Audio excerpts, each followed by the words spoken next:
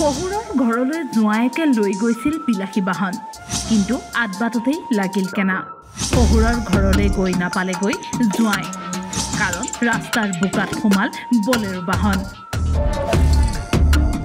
বুধবাৰে নিশা প্ৰায় 9 মান বজাত শহুৰৰ ঘৰলৈ গৈছিল এইজন যুৱক, কিন্তু বলেৰো বাহনখন লৈ বিপদত পৰিল জোঁৱাই।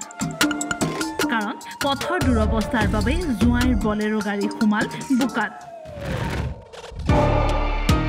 পথৰ মাজে মাজে পথাৰ সদৃশ অৱস্থা, যাৰ বাবে বঙাইগাঁও জিলাৰ নাম্বাৰপাৰা 3য় খণ্ডৰ এই গাঁওখনলৈ নাযায় আলহী।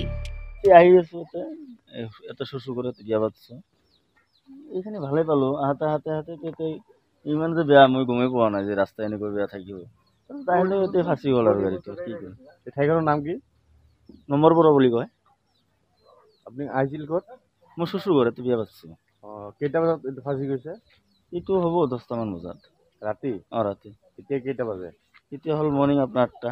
এতিয়া উঠাব পৰা নাই গাড়ীখন? নাই উঠা, ৰাতি কোনো যোগাৰে নাই। বুধবাৰৰ নিশাৰ পৰা পথটোতে থাকিল বাহনখন। পিছত বৃহস্পতিবাৰে পুৱা এখন ট্ৰেক্টৰৰ সহায়ত যেনিবা উদ্ধাৰ কৰা হ'ল জোঁৱাইৰ বাহনখন। স্থানীয় লোকৰ অভিযোগ, বিধায়ক বা প্ৰশাসনে বাট-পথৰ উন্নয়নৰ বাবে কোনো গুৰুত্ব নিদিয়াৰ বাবে এই অৱস্থা পথছোৱাৰ। আমাৰ বহুতবাৰ কোৱা হ'ল, চৰকাৰ আবেদন জনোৱা হ'ল, বহুত নিউজ হ'ল, কিন্তু আমাৰ নাম্বাৰপাৰা পাৰ্ট 3 কোনো চৰকাৰৰ পৰা বা MLA বা পঞ্চায়তৰ পৰা কোনো আওকাণ নকৰে। বিৰাট অসুবিধা হৈছে। আমি ৰোগীলৈ যাব নোৱাৰোঁ, কিবা বস্তু লৈ যাব নোৱাৰে গাড়ী দি। ল'ৰা ছোৱালী স্কুলত যাবলৈ টান পায়, ৰাস্তা বেয়া। কিমান কম, 3বাৰ MLA হ'ল, কিন্তু আমাৰ এই নাম্বাৰপাৰাটো আদলাকৈ ৰাস্তাটো নহ'ল। এতিয়া ভাবিছে ৰাইজে, ভাবি আছে, ময়ো ভাবি আছোঁ যে এইখন সমষ্টিত মতা মেলে কাম নহ'ব। মাইকী MLA হ'লে কিজানি ৰাস্তাটো হ'ব, আৰু কিমান চাম।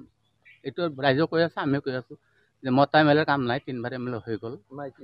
এতিয়া মাইকী MLA হ'লে কিজানি আমাৰ ৰাস্তা হ'ব।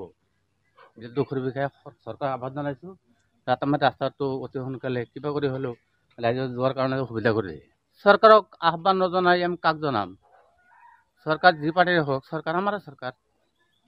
সেইকাৰণে চৰকাৰক আমি আহ্বান জনাম, যেহেতু আমাৰ গাঁৱৰ এই পঞ্চায়তৰ পৰা কোনো নকৰে, MLA নকৰে, ডাইৰেক্ট আমি চৰকাৰক জনাব লাগিব।